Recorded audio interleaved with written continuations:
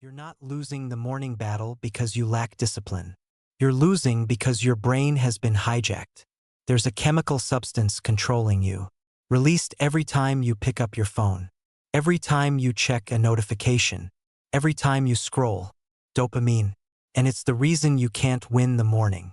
No matter how motivated you are, no matter how hard you try, no matter how many alarms you set, because you're not fighting against yourself. You're fighting against brain chemistry, weaponized, optimized, designed to keep you addicted, and the battle is lost before you even open your eyes. This is the final piece of the puzzle, the reason behind the silent war, the enemy hiding inside the first hour, the invisible chain keeping you prisoner. This is about dopamine and how it hijacked your mornings. Before we begin, be brutally honest in the comments. How many times do you check your phone before even leaving bed? Let's expose the hijack. 5 Uhr morgens. Eyes open. He promised himself. Today would be different. Today he'd follow the protocol. No phone. First hour sacred. Just like he planned. 2 minutes pass. His hand moves. Not consciously. Automatically. Reaching for the nightstand. For the phone. Just one quick check. That's what he tells himself. One notification. Top. A message. Read. A like. Smile. A headline. Scroll. His brain just got its first hit. Dopamine. Released. Flooding the reward system. And the chain clicks into place. Invisible. But unbreakable. He doesn't notice. But in the next 60 minutes, he'll check that phone 23 times. Each check. A small dose. Each dose. Reinforcement. Each reinforcement. Stronger chains. The protocol is forgotten. The intention is gone. The morning is hijacked. Not by lack of willpower. By brain chemistry. He's scrolling now. Instagram. Twitter. News. Each swipe releases more dopamine. Small hits. Constant. Variable rewards. Sometimes interesting. Sometimes not. But the uncertainty, that's what makes it addictive. His brain doesn't know what's coming next, so it stays engaged, hunting, seeking, craving, the next hit. This is the invisible chain, not made of metal, made of molecules, dopamine molecules, binding to receptors, creating patterns, building addiction. One morning at a time, he finally gets up. An hour has passed. He feels hollow, anxious, scattered, but he doesn't know why. He blames himself. I have no discipline. I'm weak. I'll try harder tomorrow. But it's not him. It's the hijack. And until he understands that tomorrow will be exactly the same, he starts researching. Late one night. Why can't he stop? Why is it so hard? And he finds something disturbing. Tech companies hire behavioral engineers, psychologists, neuroscientists. Their job? Design apps that hijack dopamine. Every feature is calculated. Pull to refresh. Slot machine mechanics. Notifications. Unpredictable rewards. Infinite scroll. No natural stopping point.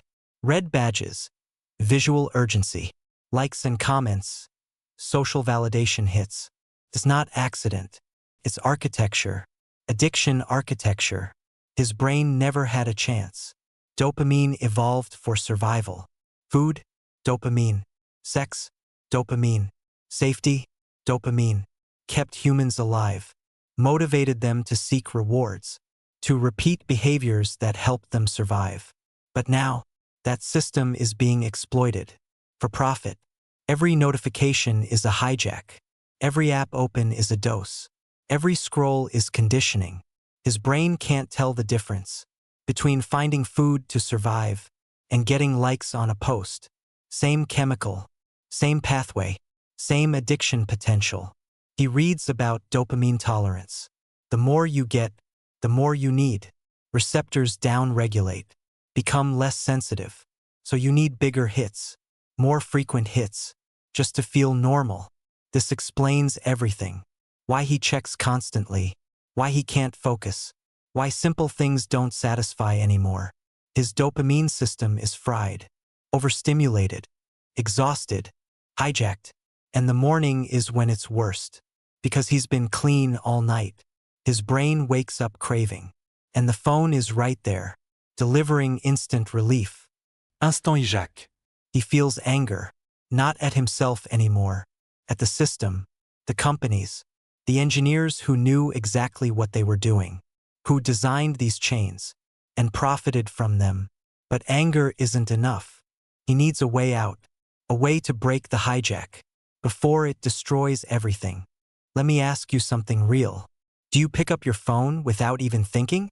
Do you find yourself scrolling before you realize what you're doing? That's not weakness.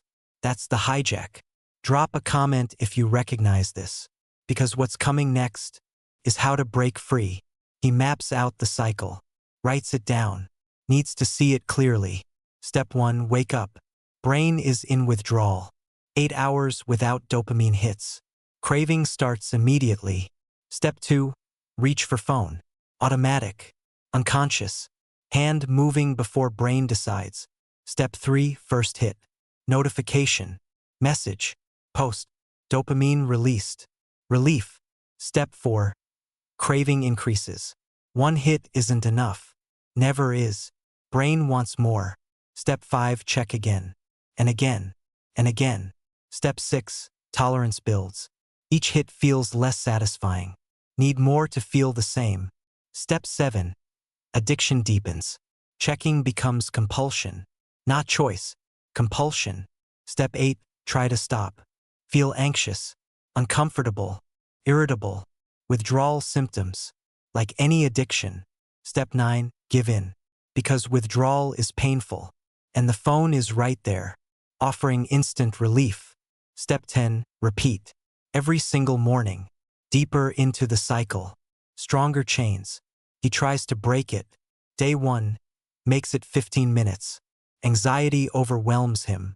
Grabs the phone. Relief floods in. Failure. Day 2, makes it 30 minutes. Hands shaking. Mind racing. Just one quick look. 1 becomes 20. Failure. Day 3, doesn't even try. What's the point? He's addicted. Might as well accept it. But accepting it means accepting defeat. Accepting that a device controls him. Accepting that algorithms own his mornings. Accepting that he's not free. And something in him refuses. There has to be a way. Not through willpower alone. Willpower fails against chemistry. But through chemistry itself. Fighting fire with fire. Fighting dopamine with dopamine. Natural dopamine. The kind humans evolved with. The kind that doesn't hijack. The kind that heals. He finds the research. Low-dopamine mornings. Dopamine detox protocols. Receptor recalibration. This is it. The counterattack. Against the hijack. If you're still here, you're fighting the same battle. I know you are. The dopamine system is pulling you away right now. Telling you to check something. Anything. But you're still here. That's strength. Real strength. What comes next is the solution. The protocol that breaks the chains. Stay with me. He designs the protocol. Based on science. Not willpower. Chemistry. The low-dopamine morning. First 90 minutes after waking. 0 artificial dopamine. Complete fast. Here's what that means. No phone. Obviously. But also, no music. No caffeine right away. No stimulating content. No email. No news. Nothing that spikes dopamine artificially. Only natural dopamine activities. Movement. Sunlight. Cold water. Deep breathing. Silence. These trigger dopamine. But gently. Naturally. The way the brain expects. Not the explosive hits from screens. But the steady, healthy release from being alive. The goal isn't to eliminate dopamine. It's to reset the receptors. Let them recover. Recalibrate. So that normal life becomes satisfying again. Day 1 is brutal. 5 a.m. No phone. The anxiety hits at 5:03. Physical. Chest tight. Hands restless. Mind screaming. Just check it. What if something important happened? This is stupid. You're overreacting. But he sits with it. Breathes through it. Goes for a walk. No headphones. Just silence. and morning air. The anxiety peaks at 20 minutes. Almost unbearable. But then, it starts to fade. Not gone, but manageable. Day 2. Harder than day 1. The novelty is gone. Only the discomfort remains. His brain is in withdrawal. Genuine withdrawal. From digital dopamine. But he moves through it. Cold shower. Reading. Journaling. Natural light. Day 3. Day 4. Day 5. Each morning the same battle. Each morning slightly easier. His receptors are healing. Slowly. Microscopic changes. But real. Day 7. Something shifts. He wakes up and doesn't immediately think about the phone. Just for a moment. But it's a moment of freedom. Day 14. The walks feel good now. Not just tolerable. Good. The silence feels peaceful. Not empty. The simple things start satisfying again. Because his dopamine system was fried. Now they register. Because his receptors are healing. Day 21. He realizes he can focus. Deeply. For hours. Without the constant pull to check. To scroll. To seek the next hit. His brain isn't fragmented anymore. It's unified. Present. Whole. This is the detox. Not a one-time event. A daily practice. Every morning. 90 minutes. Protecting the dopamine reset. Before the world gets access. 30 days in. He wakes up. 5 Uhr morgens. The phone is still there. On the nightstand. But it doesn't control him anymore. He doesn't reach for it. Not because he's fighting. But because he doesn't want to. The craving is gone. His brain recalibrated. The receptors healed. The tolerance reset. Simple things bring joy again. Walking. Thinking. Creating. Being. Things that used to bore him. Because his dopamine baseline was so artificially high. Now they satisfy deeply. Because his brain is functioning normally again. He still uses technology.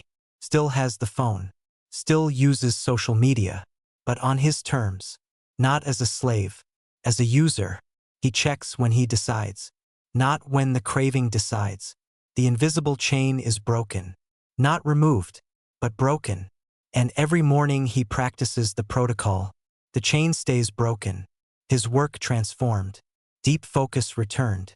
Creative thinking emerged. Problems get solved. Not through force. Through clarity. Because his brain has the dopamine it needs. For actual work. Not wasted on digital junk food. His relationships deepened. He's present in conversations. Actually listening. Not half present. Half thinking about notifications. Fully there. Because his brain isn't constantly seeking the next hit. His health improved. Natural movement feels rewarding again. Healthy food tastes good again. Sleep comes easier. Because his dopamine system isn't firing all day. From artificial sources. This is liberation. Not from technology. From addiction to technology. Not from dopamine. From dopamine hijacking. The morning is his again. The first 90 minutes. Sacred. Protected. Drug-free zone. Where his brain gets to be a brain. Not a slot machine. Not a dopamine dispenser. Just a brain. Functioning. Healing. Free. And from that freedom, everything else flows. The day is won in those 90 minutes. Not by doing more. By avoiding the hijack. He looks at his phone now. And sees it clearly. A tool. Useful when he chooses to use it. Dangerous when it uses him. The difference is everything. And it all starts in those first 90 minutes. Every single morning. Keeping the chains broken. Keeping the receptors healthy. Keeping himself free. So that's the truth. It wasn't you. It was the hijack. Your brain was weaponized against you. By companies that profit from your attention. By algorithms designed to addict. By dopamine engineering. But now you know. And knowing is the first step to freedom. The second step is action. Tomorrow morning. First 90 minutes. No phone. No artificial dopamine. Just you. And your healing brain. It will be uncomfortable. That's withdrawal.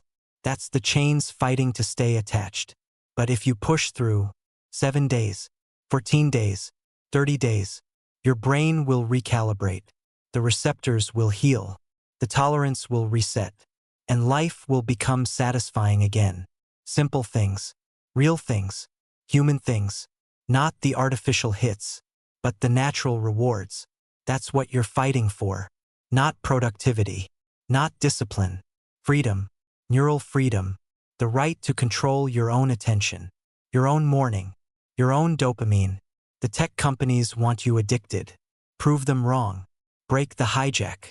Reclaim your brain. 90 minutes at a time. Every morning. Starting tomorrow. Are you ready? If this video opened your eyes to the hijack, hit that like button right now. Subscribe to this channel.